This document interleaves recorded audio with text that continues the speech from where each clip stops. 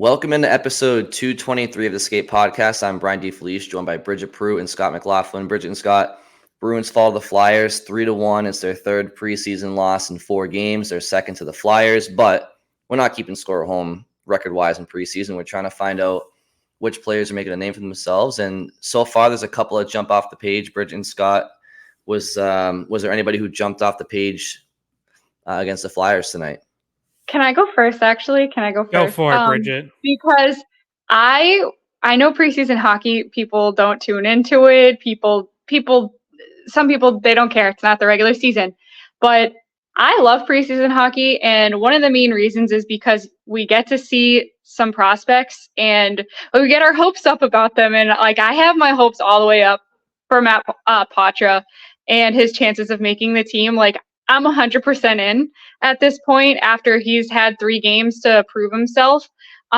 He looks NHL ready, and he was the best player on the ice in Game 4 at Philadelphia. I'm excited with his playmaking, his ability to get pucks back when he loses them. He's an NHL ready guy, and not only that, we just know that his ceiling has kind of been reached in juniors. I don't really see him getting much out of that. So you want him to be able to, 1, benefit from the good play he's had and what he's proven in preseason, and 2, be able to grow. And personally, Scott, you'll agree with this, that's a great storyline. We've been talking about Bruins homegrown centers and drafting their next center. And if they get him into the regular season, he starts off in Boston and he proves himself, you're looking at, okay, more praise for Don Sweeney. Look at this kid. We drafted him. He came up before he was even expected, kind of like a dark horse 19-year-old kid that ends up making the roster. Obviously, his spot would have to be on the bottom 6, most likely as a center, because he's not played, correct me if I'm wrong, any wing during the preseason. But he's looked so good. I'm excited for him. I'm excited for what he can be, and I think he's NHL ready right now. Yeah. In fact, Jim Montgomery has already ruled out him playing wing. He said right now they consider him exclusively a center. He played a little bit of wing in rookie development camp, and basically it sounds like they didn't really think it went very well just because he's never played it. He's always been a center. Yeah, I mean, the Poitras hype train is very real and very deserved. He has been really good in the preseason. He's been really good in training camp. I would say he's been the best player on the Bruins in 2 of the 3 games he's played. Yeah. And in the 3rd, he was one of the best. So 3 really strong performances. I told you guys, and I mentioned this on Twitter during Monday night's game as well. I did think early in camp, in practice, not so much in games, but in practice, I would notice times where it looked like things sped up on him a little, and he either held on to a puck a little too long or just took a little too long to make a decision and kind of ran himself into trouble. It seems like he's already worked that out in a week and a half. Just the improvement from start of camp to now has been noticeable. He just keeps getting better. Mm-hmm. And what has Jim Montgomery been saying? He's been saying the guys who end up making the team are the ones who get better throughout camp, and basically they're at their best at the end. It's not, the guy who starts hot and then fades over the course of 2 weeks isn't going to make it. So Poitras started hot and keeps improving. I do think there's areas for him to work on for sure. And one very notable one is shooting the puck. He does have to be willing to shoot more, because he's played 3 games and he has 1 shot on goal. It happened to go in. He has 3 total shot attempts, but this was also something that was sort of on his to-do list coming out of last season in juniors, right? He was second in the OHL in assists, but he only had 16 goals, which by OHL standards is not really a super impressive number. So he's gonna have to work on that. He's gonna have to shoot more. He can't just be a pass guy. But boy, everything else, just his awareness, just his patience, the way he sees the ice. I mean, several more like really good setups tonight to create scoring chances. Good plays in the D zone, getting away from some pressure. I mean, at the very least, he's making a very strong case to at least get, those 9 regular season games that the Bruins can play him without having to burn a year off his entry level contract. And then you can make a decision at the end of that. But yeah, I think it's getting to a point where it's like you almost have to carry him into the regular season and see how he does in regular season action. Yeah, I mean, his hockey IQ is very evident. His skill set is there, and I mean, simply put, he's a playmaker. Like the puck's in a stick, he makes things happen, and you can't say that about a lot of players, honestly. And even everyday NHL players, not all of them can do that. And I think he's absolutely earned a 9-game trial to start the season. And if you look at, a lot of people think he should go back to juniors and get bigger, stronger, faster. I mean, you don't need to be a finished product to break into the NHL. In fact, name me one perfect hockey player. I mean, sure, maybe you can say Connor McDavid, obviously, but like my point is, every player has their deficiencies. I mean, David Pastrnak is one of the best players in the world at what he does, but he also, turns the puck over quite a bit and can be a liability in turnovers. He's not bad on the wall in his own zone, but he turns the puck over. But you live with it, right? So, yeah, Poitras doesn't have to be a finished product to get a crack. And also, what I would say is, for those that say, don't rush him, send him to juniors, give him some time. He hasn't, don't fall in love with a couple game trial. I would say to those pundits and those opinions out there, why not? Like, which player in the bottom 6, Morgan Geekie, Trent Frederick, like, what have they done consistently in their NHL careers to earn them a bona fide like third line center spot to start the season? Like, I mean, Patrick Brown is battling with Johnny Beecher for fourth line center. I don't think Poitras meant to be a fourth line center, even breaking in. I think he's probably eyeing that third line center role. And it's like what player in the Bruins bottom 6 is so like dominant at that position, or so head and shoulders above Poitras, even at 19 years old, that it's unfathomable for him to get that look. I mean, this is not the Boston Bruins of certainly last year, but the last 15 years, where they've always had 1, 2, 3 up the middle with Bergeron, Krejci, and then insert name there, Chris Kelly, Charlie Coyle. They've always been good at third center. Trent Frederick doesn't have that resume, and Morgan Geekie doesn't have it consistently enough. So I welcome the competition, and it's been, to your point, Bridget, Don Sweeney, like, yeah, kudos to him. And you see a lot of just Patrice Bergeron and David Krejci were not the fastest players in the world, but they thought the game extremely well. And hockey IQ can make up for lack of speed at times. And it's not that Poitras is not a good skater, but he doesn't need to be with his mind and skill set. So he's been a very, very fun player to watch. And I think that the Bruins franchise is in a position right now where they can still be competitive, but also integrate this kid, not only for the future, but for the present too. And I think, yeah, it's a fun story to follow for sure. Yeah, and you think about, they got him in the second round. He's not a first round pick. They were able to find a center lower in the draft than you would probably be looking for your next center that you want to maybe eventually have as your number one center in the distant future.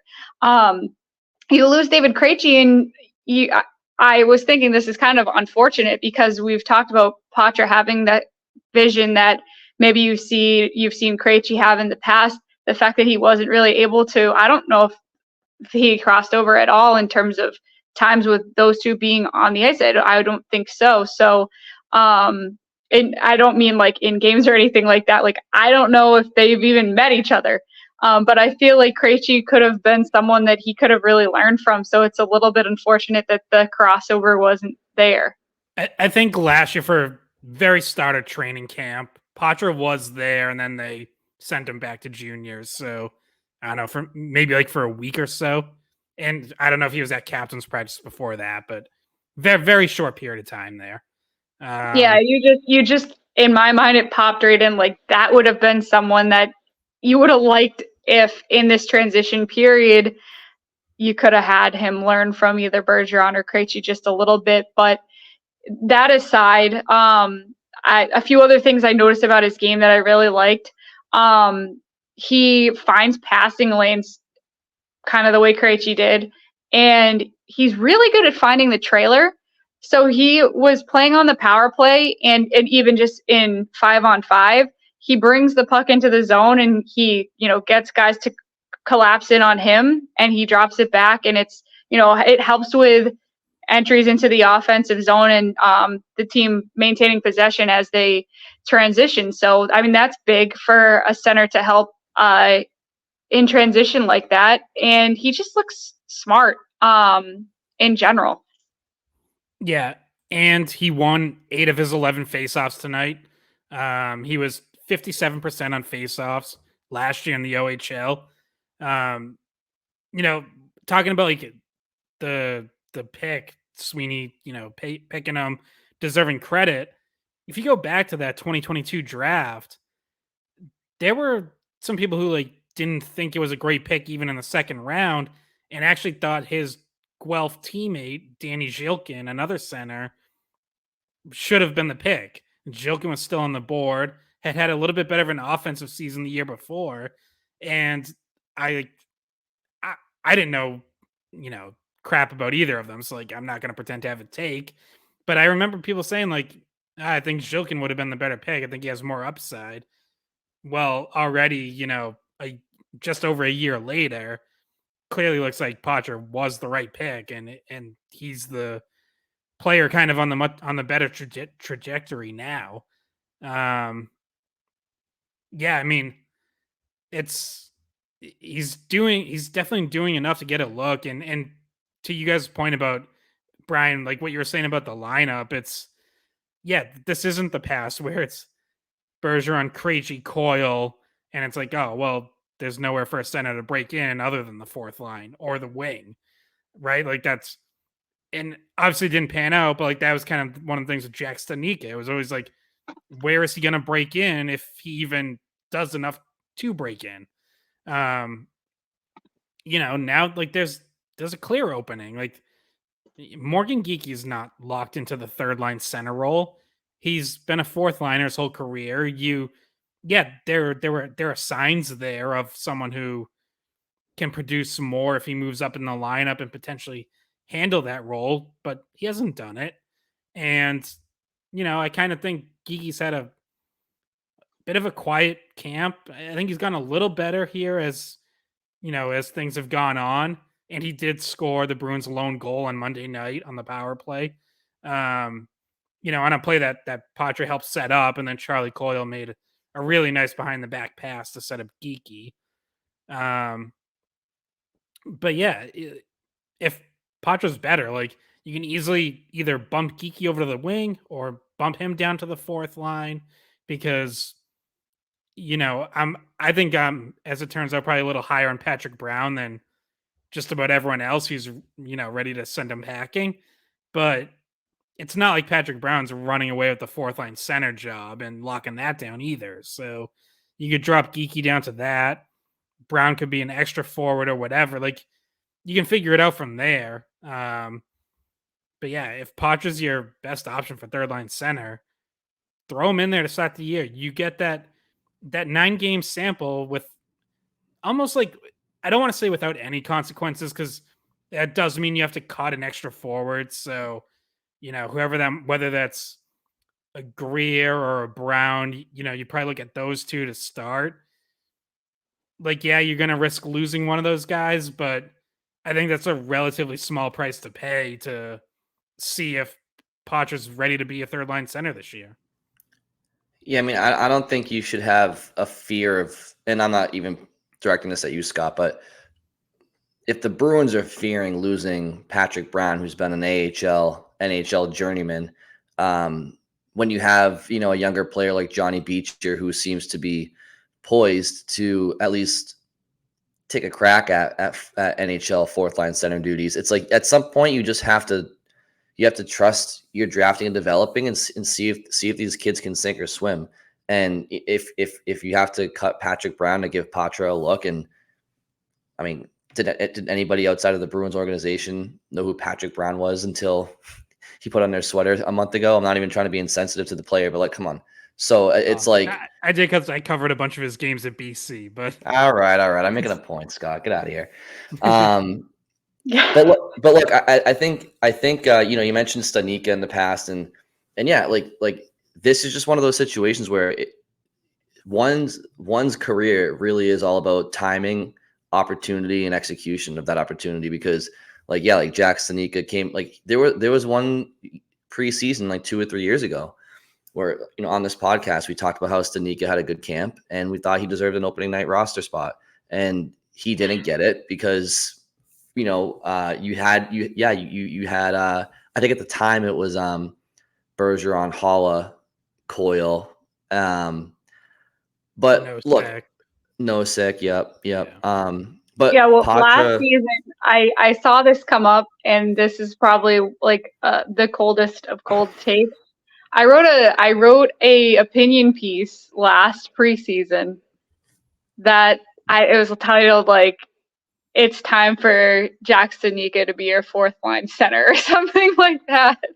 It did not age well, but also because he really didn't have a spot, right? Like it wasn't the right time or fit for him, like you just mentioned, Brian. So it is about timing in that way. Exactly. And it's sometimes people will sit there and say, well, it's only been a game or 2 or 3, like don't, you maybe tamper expectations a little bit, but again, it's like, well, at least he's doing something to make us discuss him, right? I mean, Fabian Lysell has not had a great camp. Other players just haven't. Georgia Merkulov, like not much to speak of. Oscar Steen, not much to speak of. Like these guys that are trying to battle for roster spots. Jake Lauko, like nothing crazy, but Matt Poitras stands above not even all those guys, but pretty much every player in camp, aside from some of the bona fide NHLers that don't need to really impress at all. So it's like, let's not just discredit what he's doing because it's been a small sample size. Let's acknowledge that he's taking advantage in this small sample size that other players aren't. And there is an opportunity there on third line center. And yeah, like Frederick hasn't been a great guy at the dot in his NHL career when he's been there, like maybe average at best. Maybe Scott, you have those numbers off the top of your head because you're like that, but it's below 50%. I don't know exactly, but it's below 50% for sure. Yeah, and there's versatility there. Like you want to throw Geeky on fourth line center, maybe Beecher down to Providence, or you want to put one of those guys on the wing. There's flexibility there, and Poitras he's had a great camp, and I think you can kind of tell he's a hockey player. He just gets it. Like you watch him on the power play tonight in Philly, and it's like, yeah, Geeky scores the goal on a nice pass from Coyle, by the way, but it's like Poitras, he looks good on that half wall. And, I think Coyle got the puck in the corner and Poitras doesn't stay in the middle of the boards. Like he sneaks down towards the corner. He makes himself available for that short pass. And then, the play progresses from there, but he's good at getting open. He's good with spacing and he just understands the game really well. And so that's not something you see from all these players in camp so far. Yeah, just to make it short and sweet, he's NHL ready. I mean, that's like what it boils down to with all of those things that we've talked about. He's NHL ready, and he's, I don't think, going to get much out of going back down. So put him on. I mean, I'd be interested to see him next to Trent Frederick at some point in the preseason. I don't believe they've played together. Maybe they've practiced on a line together, Scott. But I'd be interested to see him next to Frederick because Frederick is someone that if Poitras was to make the third line center role, more than likely he'd have Frederick on his wing. And Frederick has speed. He's someone that can get open going to the net. It'd be interesting to see chemistry if it's there right away, or at least start building it if you want him to be on the team to just get a look at the chemistry that those two could have. Yeah, I don't believe they have even in practice. I'd have to look back through my notes, maybe like a day at some point. But yeah, and on Frederick, like the Montgomery's already told us he prefers to keep Frederick on the wing.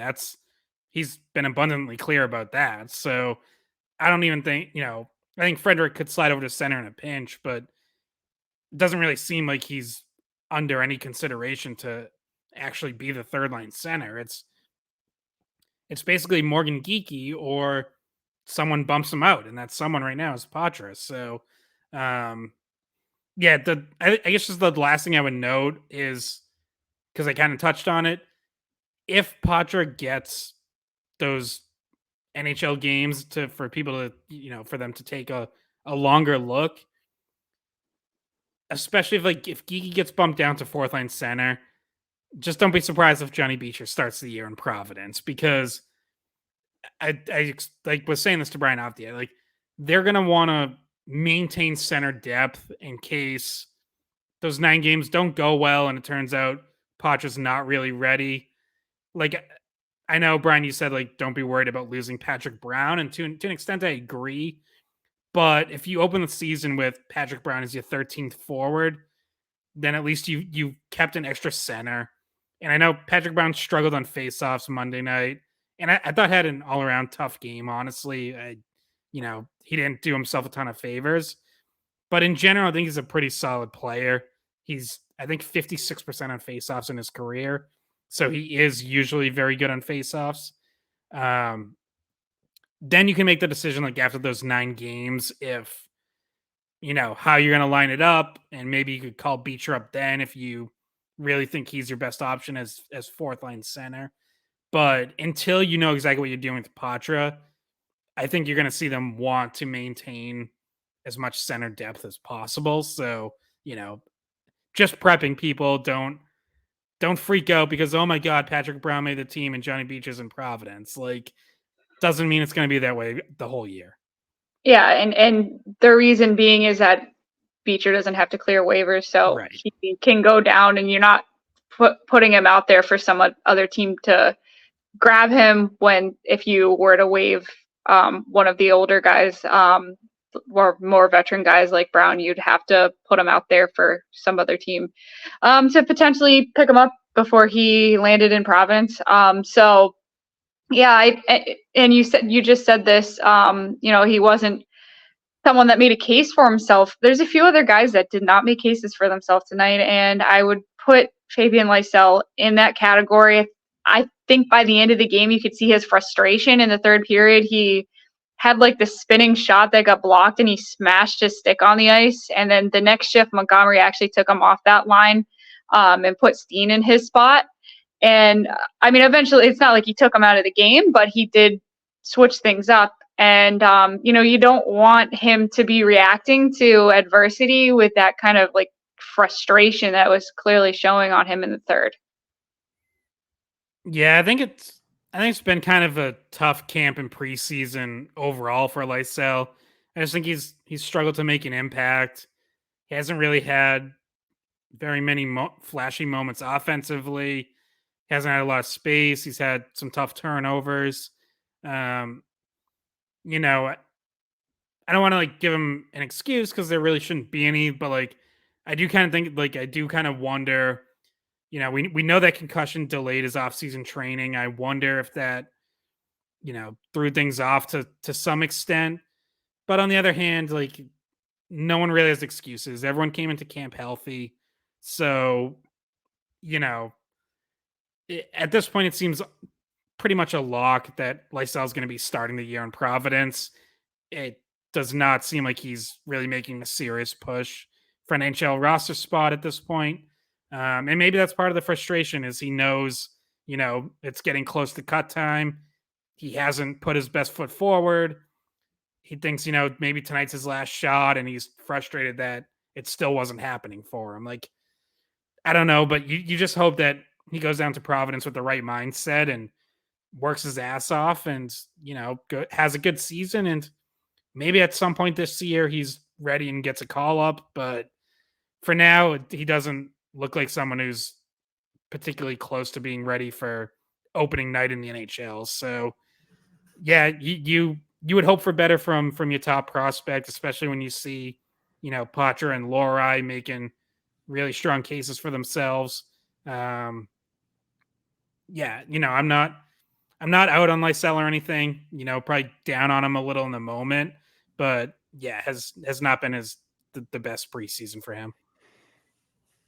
Yeah, I mean, it seems to me he's overthinking and he's lacking confidence. So that's a pretty damning combination to be going against you. And, uh, I just think that it is disappointing because clearly there's a lot on the line for him this preseason. And I think he knows that. And I think that's why you're seeing him overthink. And when you're overthinking and you're not making simple plays and, plays are dying on your stick instead of, being created, and you're supposed to be an offensive player, then that lack of confidence comes in and you start just, really becoming your own worst enemy. So I think it's a combination of those two things. And this is probably as bad as it gets, I would say, for him for a preseason, considering his hopes and his skill level.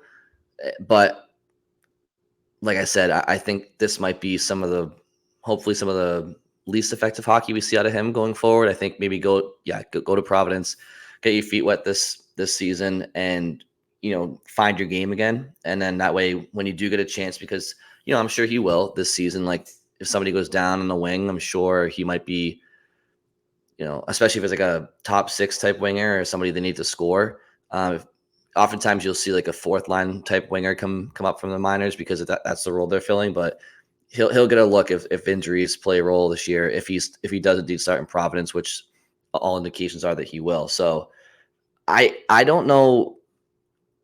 I don't know if I love his temperament or his demeanor. He kind of, I don't know what the deal was when he got drafted and how they mentioned that there was maybe some character flaws. I don't know much of the details behind that story, but I do kind of when I watch him in interviews, media scrums, he just doesn't seem, and maybe I'm wrong. Scott, you've spoken with him, but he doesn't He seem was on our podcast this summer. Scott had about a 10-minute conversation with him.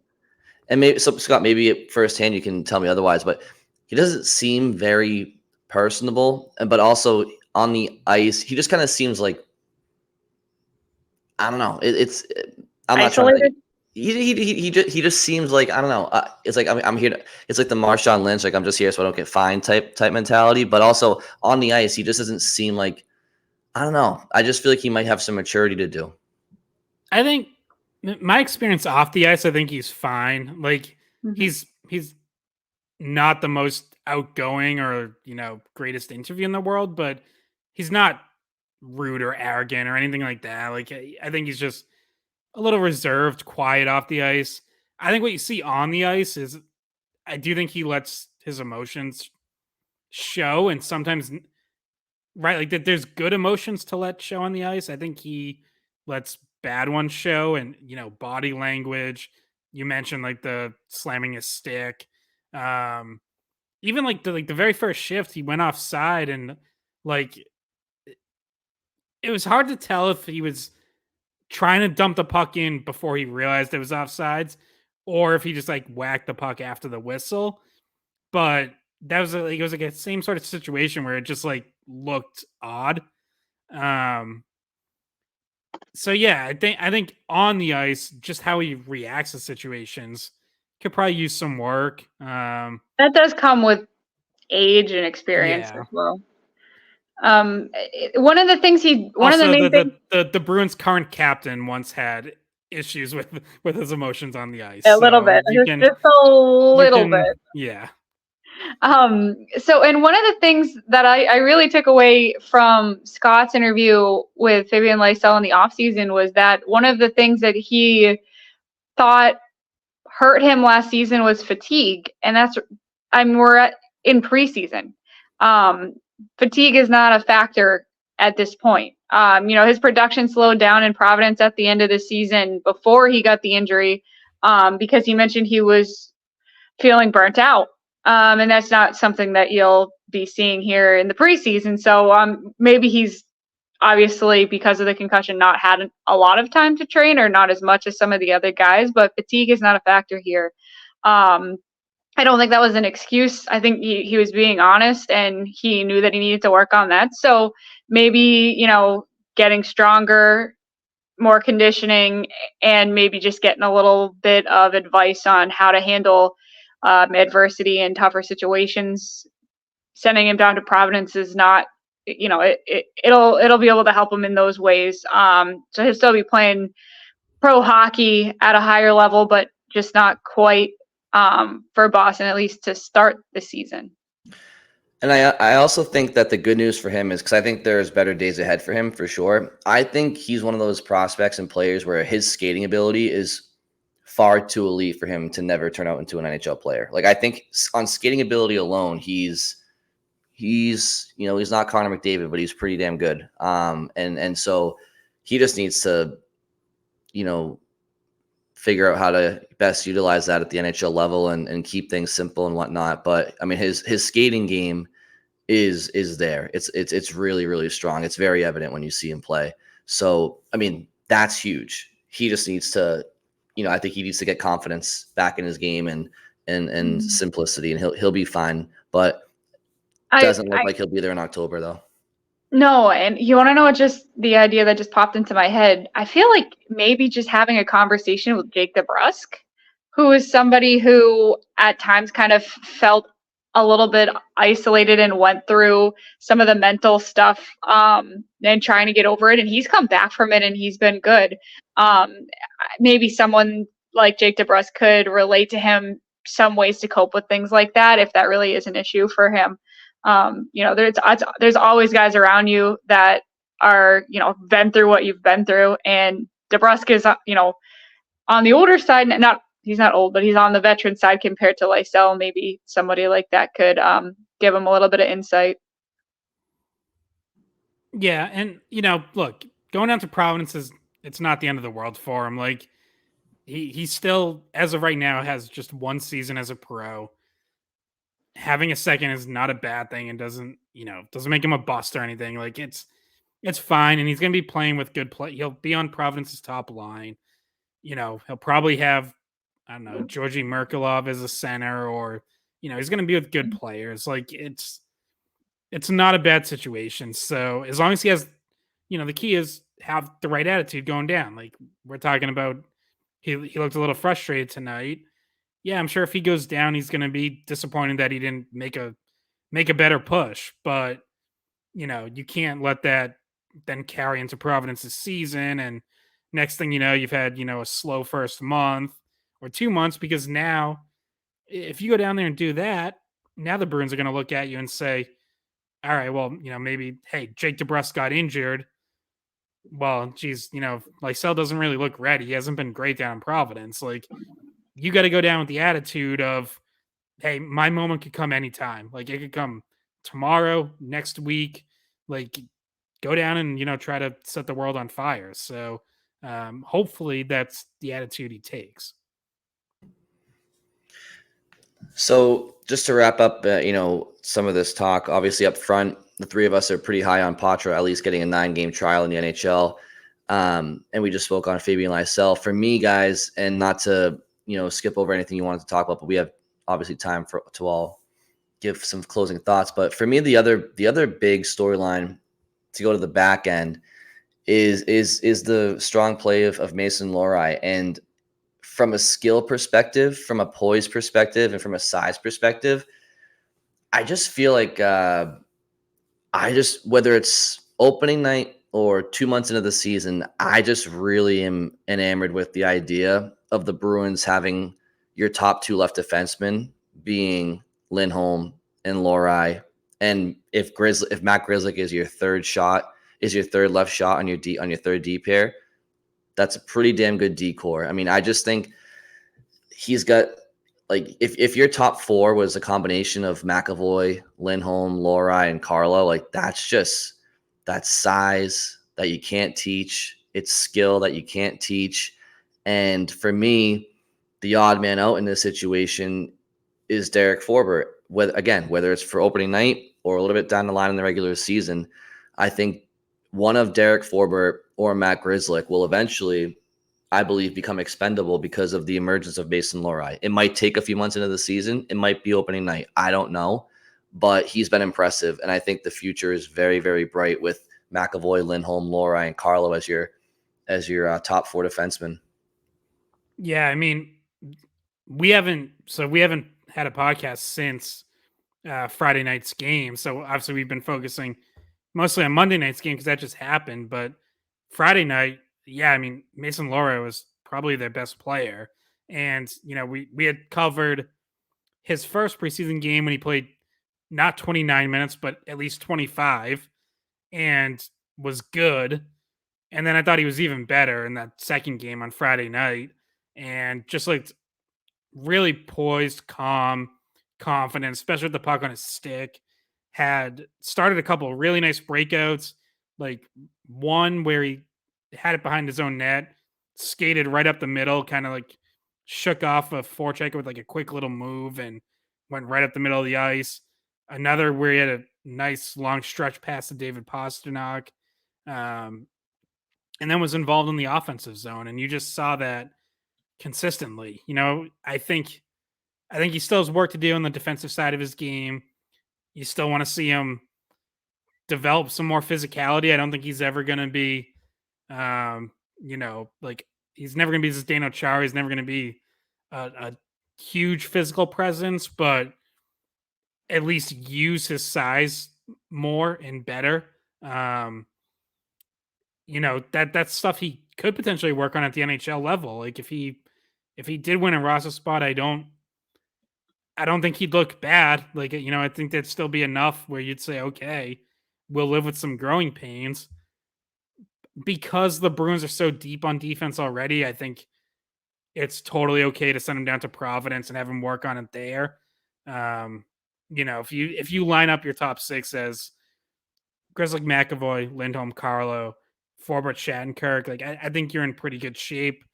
And then you can see where you're at. If Lohrei gets off to a strong start, someone struggles or gets injured, he can be the next guy up and get his chance. Because the other part of this is I'm increasingly thinking that, Jacob, you mentioned Forbort being an odd man out, potentially in the top 6 at least. I feel like Jacob Zaboral's leaning towards being an odd man out, period. And part of it's not his fault. He got injured in the first preseason game and missed almost a full week of training camp, which is tough. But, Ian Mitchell has played well. They can probably only keep one of those guys. Mitchell provides depth on the right side. And it certainly seems like Mason Lohrei is pretty damn close to being ready to be the first guy up on the left side if anything happens. So, yeah, I think if you start him in Providence, that's fine. And, the second that you need depth on the left side, which is going to happen at some point, there's injuries on defense every year. You could see him get his chance and run with it. Yeah. I wanted to, just because in Monday's game, I thought Ian Mitchell had a strong game, and I had noticed even earlier in preseason that he's kind of an offensive-minded guy. He threw a lot of pucks on net from the point. He drifted in closer. I thought he had another strong game. I think he was of the people that are on the bubble on defense. I think he's made a pretty good case for himself there. Lohrei, it's another one. It'd be exciting to see. But at this point, I just think he's a little bit too far outside the depth chart for him to start in Boston. You mentioned the size. He does have good size. And it's been really nice to see that he's been able to handle some difficult defensive situations with NHL guys putting pressure on him. So like getting to see him up against some of the better players, not just guys his own age and not just guys that are AHLers, kind of gives you an insight into what he could be and maybe even very soon. But as of right now, the addition of Shattenkirk kind of complicates things for those guys that are right on the bubble there. I don't know if you guys had any thoughts from Shattenkirk's game on Friday. I as someone that we were seeing for the first time here in Boston, as one of the veteran guys who doesn't have the kind of speed that Lohrei could bring. Just thoughts on, I guess, where those guys kind of pan out in your mind. Yeah, I thought Shattenkirk looked like a veteran playing his first preseason game of the year, and still having some things to build. Like, generally, veterans don't come out flying the way young kids do in that first preseason game, because they're just focused on different things. Like, they're not trying to make the great first impression. They're trying to work on little things here and there. I think Shattenkirk's still pretty safe in the lineup to start. But yeah, like I do think it's possible that like a Forbort Shattenkirk third pairing winds up not being good enough. My guess is it's going to be fine, and I do like having someone with a little more puck moving skill next to Forbort than Connor Clifton did, because I thought last year, especially against better opponents, you saw that Forbort Clifton pairing get pinned in their own zone quite a bit, especially in the playoffs against Florida. So I think Shattenkirk helps in that respect. Ian Mitchell, he's played 82 NHL games. It's not like he's a kid who has no NHL experience. I would point out his analytics in those 82 games, not good. Now, he was on a bad Chicago team, so that's certainly a factor. But, the defensive side of his game definitely needs work as well. Like, one thing I think that's really started this preseason is the Bruins create a lot of chances when he's on the ice because he's involved offensively. They've also given up quite a few. So, you're taking and giving with Ian Mitchell in the game. I think he's perfectly fine as a seventh defenseman, though. And like I said, having more depth on the right side, just looking at like the Bruins roster and depth chart, seems to make a little more sense than keeping an extra left shot in Zaboral to me right now. Yeah. Yeah. And Zaboral's story is it's left a lot to be desired. I mean, he was drafted 8 years ago. 26 years old, 76 NHL games played. A lot of injury issues there for sure, and bad luck, but that's part of the story, right? Like, durability and lack thereof that's part of your story. It's a lot of bad luck, but it's just the way that it is. So yeah, I think his time might be coming to an end.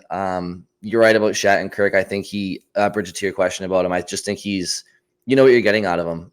There's more composure there to his game than there is Clifton's. Obviously, Clifton has intangibles that Shattenkirk, I don't think, brings at this stage in his career. I mean, the physicality, consistent physicality. I mean, Clifton was I think he was the Bruins' maybe highest hitter last year.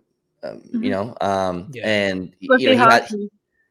Cliffy hockey, and he had that wild card speed and rushability. But Shattenkirk makes the right plays. He makes high percentage plays back there, and you don't have to be a speedster on the back end. You just gotta have good gap control and good IQ, and I think he has that. And then as far as I'm in agreement with you guys. I think Lohrei probably starts in Providence just because there's no, defense is it's a position of strength for them, so they don't have to rush him just yet. But I really do believe that in one way, shape, or form, he'll be in their top 6 at some point this year, whether it's through injuries or just his play forcing the Bruins to put him into their lineup at some point. But yeah, they're in good shape on defense. But I definitely thought it was worth a storyline worth following. He's looked good. He played alongside McAvoy, and I just think that's a glimpse into the future for sure. Yeah. I thought he looked good alongside Carlo too. So you've seen him, both spots he could be in the top 4. And that'd be a really big defensive pair. Like, those are 2 tall guys right there. Yeah. Just a last thought on Zaboral. Like, a fresh start might be the best thing for him to, who knows if someone would even claim him, especially where he has a salary over $1 million and not in that league minimum range. But if someone did, like, that might be the best thing for him, because he doesn't want to be the seventh defenseman for another year if he's going long stretches without playing games. And again, like, this year you add in the Lohrei factor where it's like, even if Zboril started the season as the seventh defenseman on the depth chart, if Grzelcyk, Lindholm, or Forber gets hurt, like, the Bruins might just call up Lohrei and then he plays ahead of Zboril. So it's, I just feel like at this point, like, it's not the best situation for him, and he might get more opportunities somewhere else, and that might be the best thing for his career at this point. Yeah, I think it at least in this preseason, he has made the most of those opportunities. And even more so than in past preseasons where we were like, oh, we're seeing him come back from injury and he's showing these signs. I feel like we haven't had many positive signs for him. Well, I mean, again, in fairness, like, he missed almost a full week. He's only played half a game so far. And wasn't he non-contact? He was non-contact Friday. I wasn't there this morning. I don't know if he's back, but yeah, whatever. For some reason I thought I saw Fluto tweet that he was non-contact still, but anyway, that's something to take into consideration as well. I don't know where you guys want to go from here. I mean, there's plenty of other options. We haven't talked about goaltending at all, but that's probably because Swayman played well. Can we do like a quick rapid fire on a couple bottom six guys that we haven't touched on? I just want to gauge you guys' opinions on, do you think they're trending towards making the team or not? So I'll start with Jesper Boquist. What do you guys think? I think so. I think the Bruins are going to like his versatility and just his high floor. I think as a player in the bottom six, I think he'll be a reliable player for them in different roles if need be. I haven't been very impressed by him, honestly, but I do think he's ahead of some of the other bubble guys. So he's a bottom six player on this current roster as it stands right now. Yeah. Jacob Lauko in? I think he's probably Providence. I feel like maybe to start. Is that even an option for him? Is he on a one-way or two-way still? Well, he's on a two-way contract, but he needs to go through waivers. So his salary goes down if he's in Providence, but he would be exposed and someone could potentially claim him. Bridget, what do you think? I mean, that one's tougher. That is tougher. That one is harder. I feel like maybe, yeah, but that kind of brings you back to thinking. I'm just like jotting down like potential lines, and that makes me think if he does make it, then that really does mean you're not seeing Beecher to start the season. And we talked about how that's kind of the easier move to make. So maybe they, to start the year, make the easier move, send Beecher down without exposing him. So I'm gonna go with yes. He's on the team to start the season. Yeah, I realized I didn't give my answer, but yeah, I think Boquist is in right now. Lauko I think is in. We saw Alex Chiasson get released from his PTO. He's gone. Danton Heinen still here on a PTO. I thought he played pretty well Friday. Do you guys think he's in? Oh, where are you leaning there? I think it's becoming a numbers game, and I think Poitras just like making this case for himself to start the year. I think on 9 games, it's taken a spot away from somebody, and Frederick and Geeky, I think, are locked into that third line to start. And then you look at the fourth line, and obviously Heinen's on a center, right? So I think those two guys have those wing spots, especially if Poitras in that 3C to start. And then the fourth line, obviously it's one of Brown or Beecher, right? And then you got Lucic and I think of Boquist, and Lauko. So I think Heinen might get the old thanks, but no thanks. Correct me if I'm wrong. Morgan Geeky, I mean, he would he would be an option at fourth line center. He was fourth line center with the Kraken. So Mhm. I don't think necessarily Geeky. I see Geeky maybe if Poitras makes the team, which we're basing like this around him making the team currently. Geeky probably centers the fourth line. And if Lauko makes the fourth line and Lucic is your other fourth liner, that does leave Heinen outside the bubble. Yeah. Yeah. So I think Heinen, I feel like there's only room for 2 out of the 3 out of Boquist, Lauko, Heinen. You know, guys who are going to mostly play wing. Like Boquist has played a little center. I don't think it's his strongest position. So yeah, it does kind of seem like it was weird. Like after Friday night's game, I thought maybe Heinen's getting an edge on Boquist in particular, and then I thought Boquist played well Monday night, and Jim Montgomery has had very good things to say about Boquist pretty much all camp. So I feel like that's kind of telling, especially because, you know, Heinen's one of his former players at Denver. He was his best player at Denver. Like he could easily be over the top on praising Heinen if he, you know, really thought he was going to be hanging around. And then I guess the last one, and I kind of feel like just based on what we're already talking about, we all think he might be gone, but AJ Greer, is he making a case to stay, or do you see him getting shuffled out? I think he's out. I liked him last season. I think he's somebody that was well liked in the locker room as well. I mean, when I'm drawing up the fourth line, I could see it being Lucci, Geeky, Greer, or something like that. But he's not the one that we keep circling back to, like our guys. Like honestly, when I was drawing this up, he came way down towards the bottom of my list. I think if it's true and they're really focusing on this season, having a tougher lineup, which has been mentioned in training camp that this is going to be a season that they focus on being more physical, then maybe because of that, he is in over somebody else.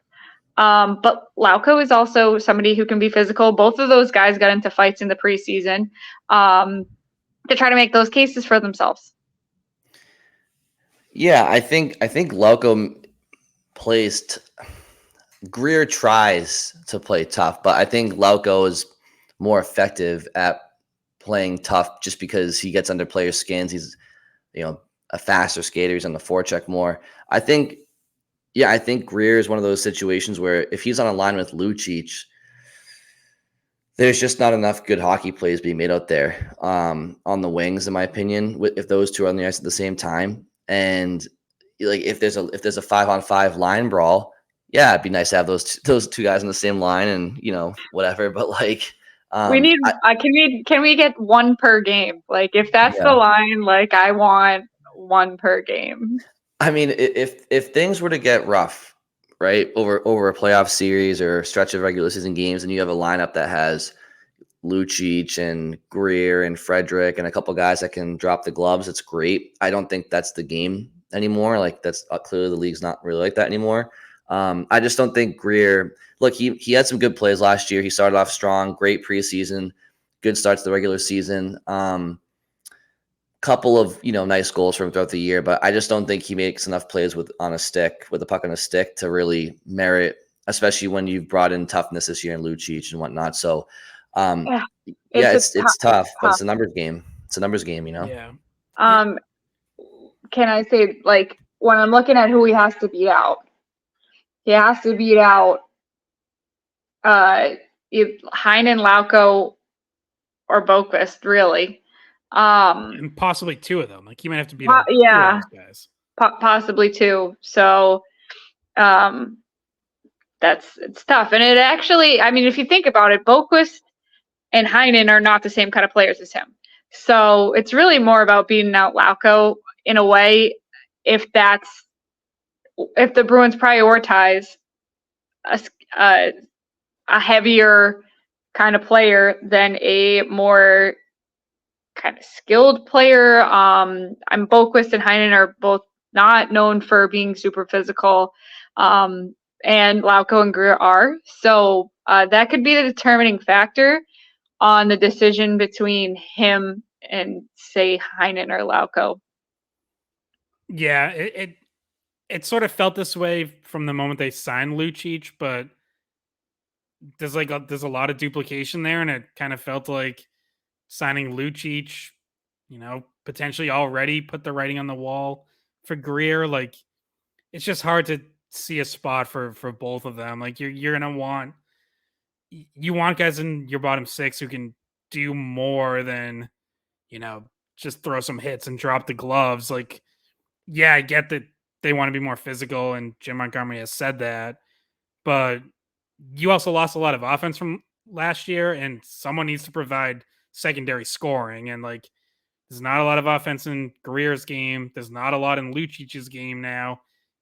If Patrick Brown's around, there's not a lot in his game. That's not what he does. Like, someone's going to bring some, and you want some speed somewhere. So yeah, I mean, if Geeky centers that, then I kind of like the idea. Sometimes I just root for chaos, and the chaos that would be caused by a line that had Greer and Lucic on it. I'd be willing to just, even though it may not be the best looking line that you could put together, I'd be interested in seeing it. So that just purely from an entertainment standpoint. It would be like watching the Bash Brothers for sure, but I don't love the idea of and look, to be fair, I need to watch him more. But I don't love the idea of Morgan Geekie centering a fourth line with Lucic because I don't like the foot speed there. I actually really like the concept of a line, and again, maybe it's not on October 11th against Chicago, but maybe it's in December or November or maybe later. But I like the concept of a line with Beecher and his size and speed, but modern age skill set, centering an old school brute in Lucic, and then the young, new modern pest with skill in Jacob Lauko. I think there's a lot of grit there, a lot of size and speed, and just that could be a good fourth line. I think they could. In that case, Boquist is out too. Well, that's fine. I mean, whatever. I mean, or maybe the extra forward. Yeah, I mean, there's always an extra guy. Forward. Yeah, it's always changing, but I just mean, like, I think that's an effective line, and I'm not sold on that line defensively. I'd have to see it, but I just think that there's some potential there. I just, the only thing I disagree with is I think that Geekie would make the most sense to start at fourth line center if Poitras is like, I feel like I'm writing this whole thing around like the only player I haven't moved at all was Poitras in the third line center role. But I feel like Geekie centers the fourth line, and to just like kind of compare it to last year's fourth line, he did have better stats than Nosek in fewer games last season. Nosek was a guy that did not have a lot of offensive output, and that fourth line wasn't necessarily a line that you could look at for depth scoring. And even at times, Greer was one of the people who was doing it. So that line, I know you're looking for depth scoring, but that line, it could be more of an energy line if you wanted it to be. Yeah, I mean, I just think like it changes the dynamic. Like, yeah, Geekie does bring more offense than Nosek. Nosek was better defensively. So and face-offs, I think, right? Yeah. So like, if it's Lucic, Geekie, whoever, I don't think that's a line that's starting like 75% of their shifts in the D zone. I don't know that line is going to be good enough defensively to handle that. So It just changes the dynamic. It changes how you use it. It certainly could work. But the same thing is I do also like Brian's idea though. Like I like the two faster plays with Lucic, and we saw that exact line: Lucic, Beecher, Lauko. I think to start training camp or very early in training camp. I don't remember if they got in. I don't remember if they played a game together, but they definitely had several practices together, and like that element seemed to work of like two faster guys with, Lucic kind of holding down the fort, whether it's around the net front or, dipping below the goal line or whatever. Well, just to play devil's advocate again, you think that Beecher defensively is better off than Geeky? I mean, we're talking about two guys that he might be. Okay, well, that's just the question. Like, because this is going to be his first NHL experience. So if you have him centering the fourth line, like you need to make sure he's defensively sound as well. Yeah. I mean, part of this year for me though as well is like, let's find out. Like let's give him a little bit of leash to see.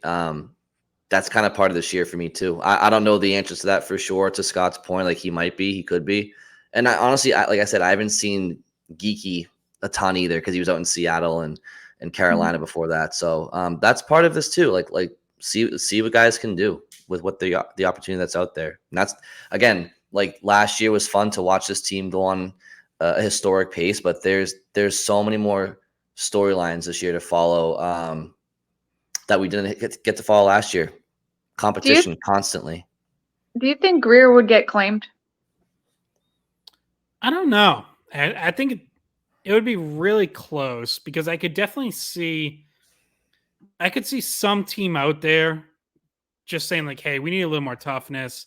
We need someone, willing to drop the gloves. Like, I mean, look, he played 61 games for the greatest regular season team of all time. Like, clearly he didn't hurt them. You know what I mean? Like, he had a role, and for the vast majority of the season was pretty effective at it.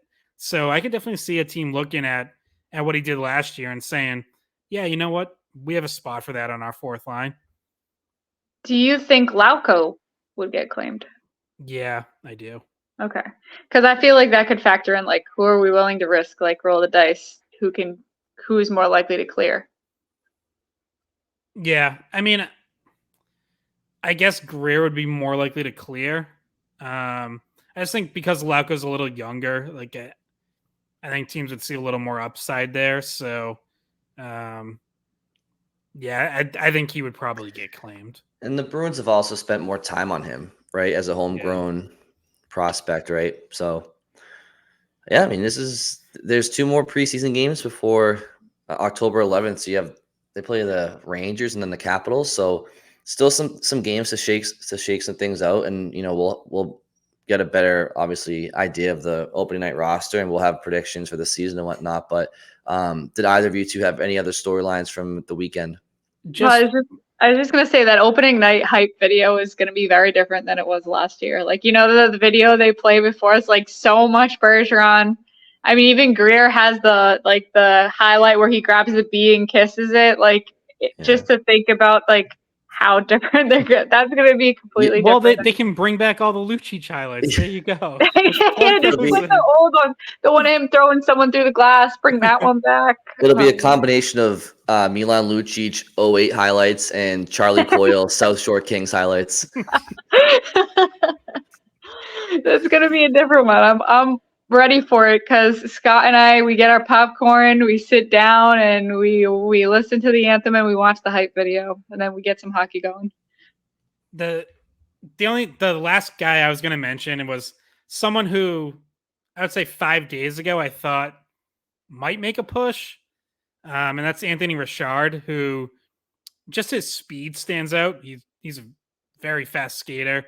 I think the last 2 games have been kind of rough for him. So, he was a top 10 scorer in the AHL last year.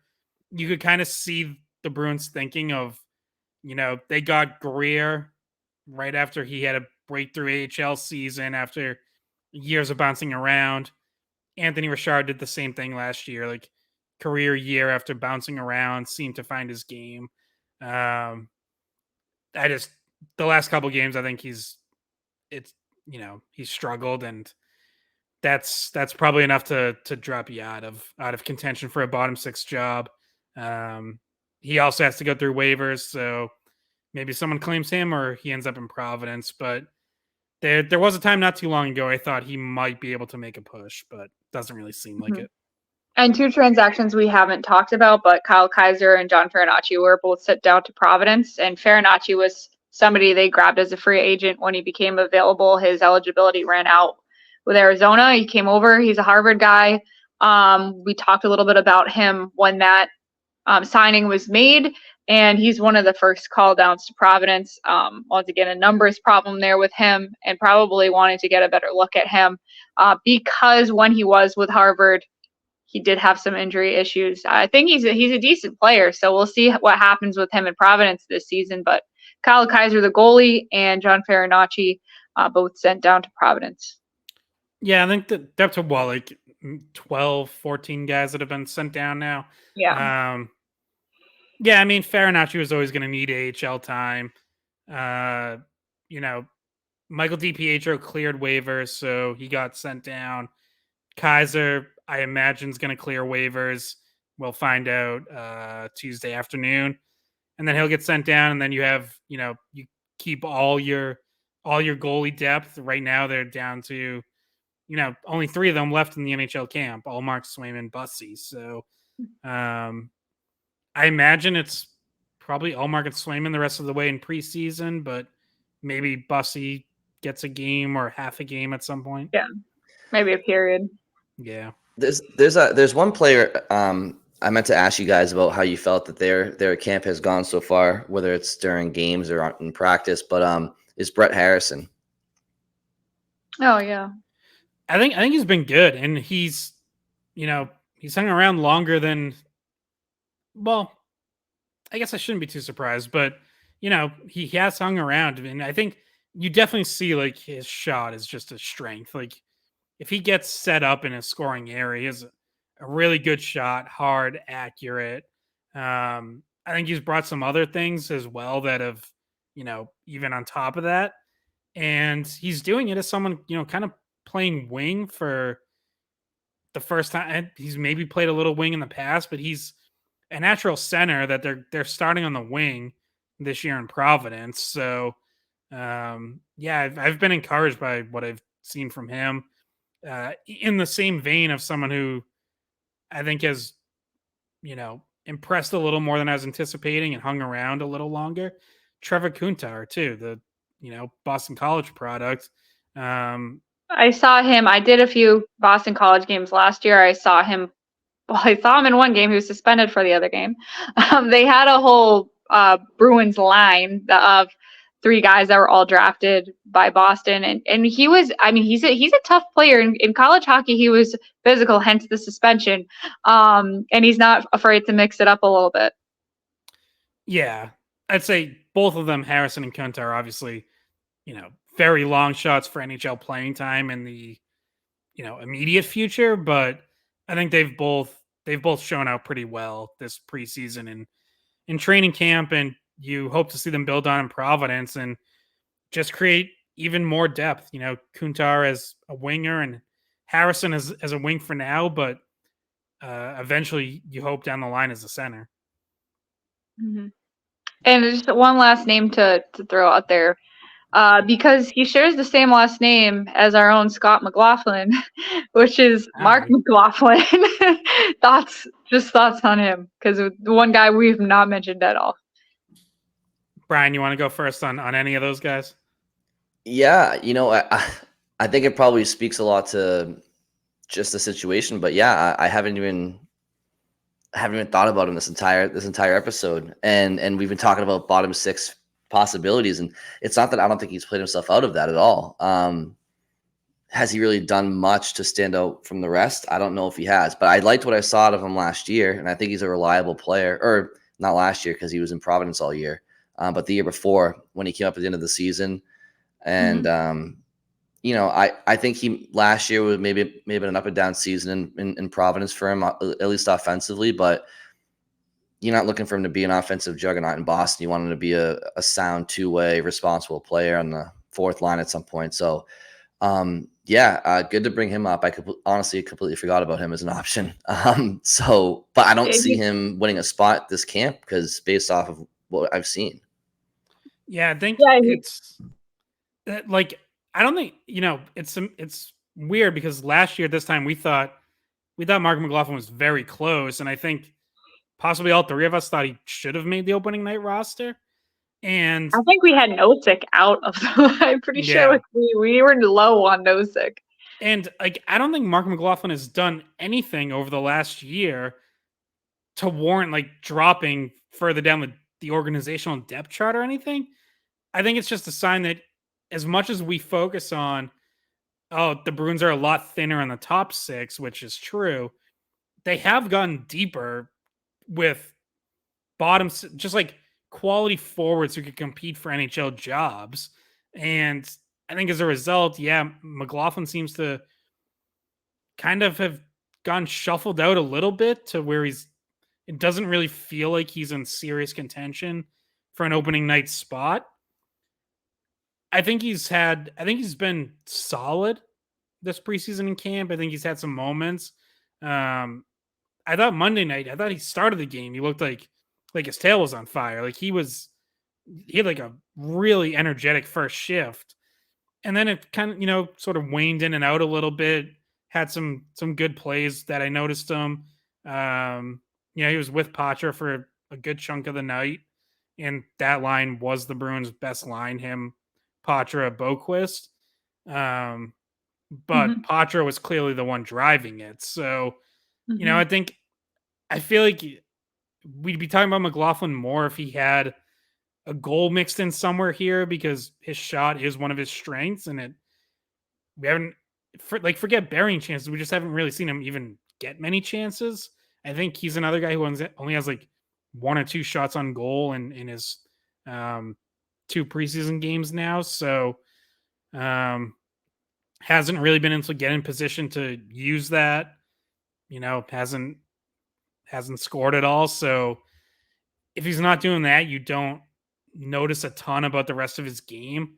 So yeah, I think he's a guy that, if he gets called up at some point during the year, I think he's going to look fine. And, he'll be perfectly fine in a fourth line role, but it just doesn't feel like he's going to get that out of the gate.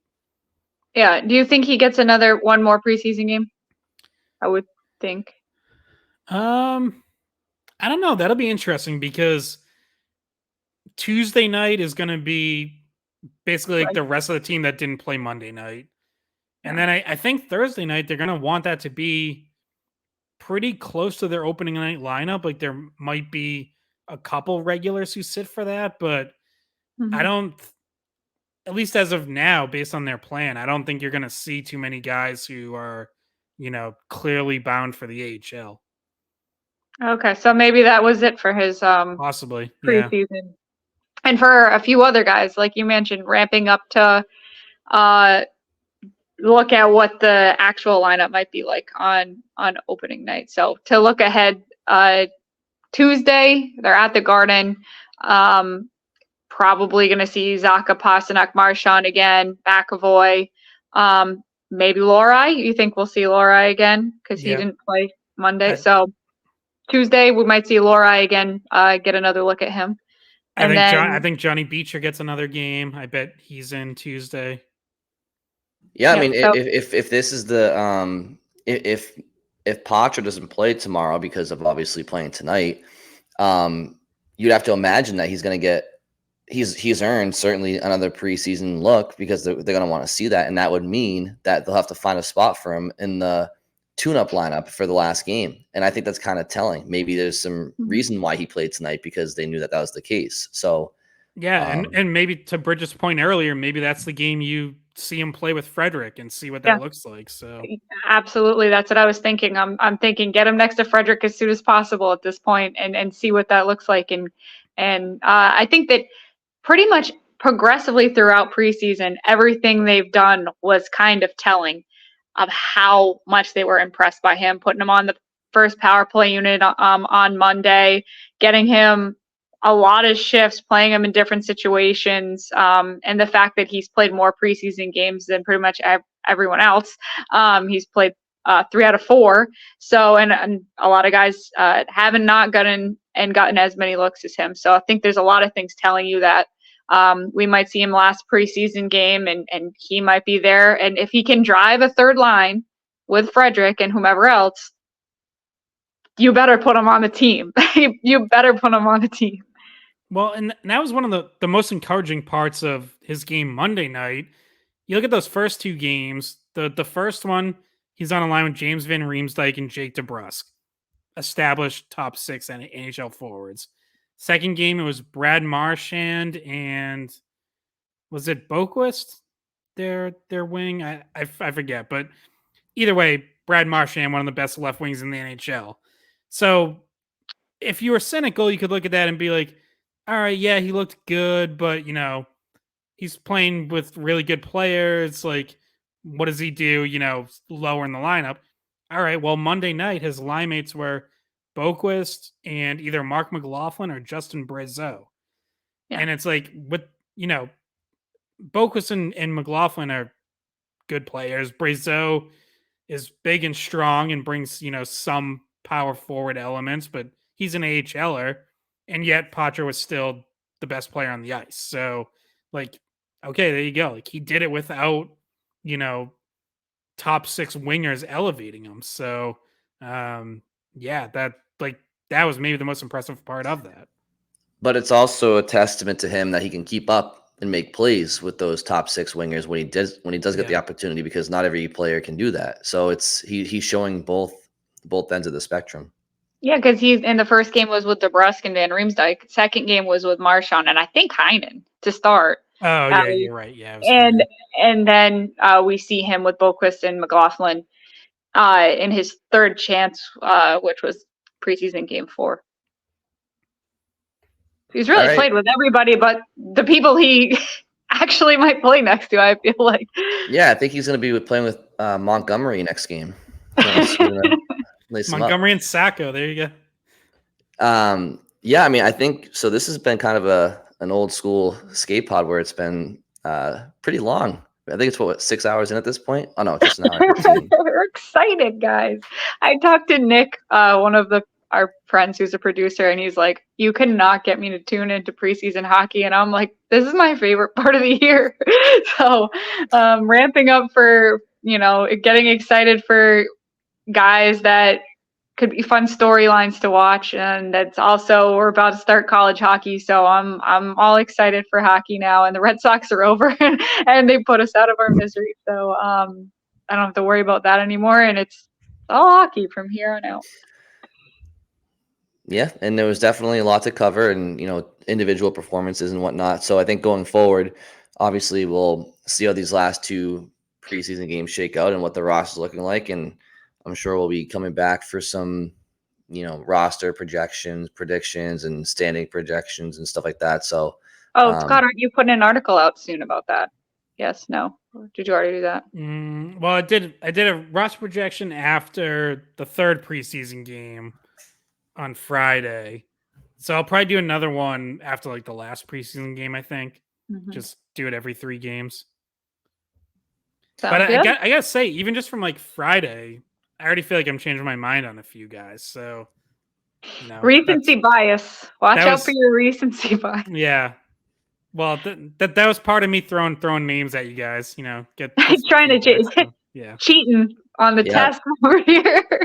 Yeah, it'll be fun to watch the Calder race between Connor Bedard and Matt Poitras. So that'll be fun to watch. Yeah, there we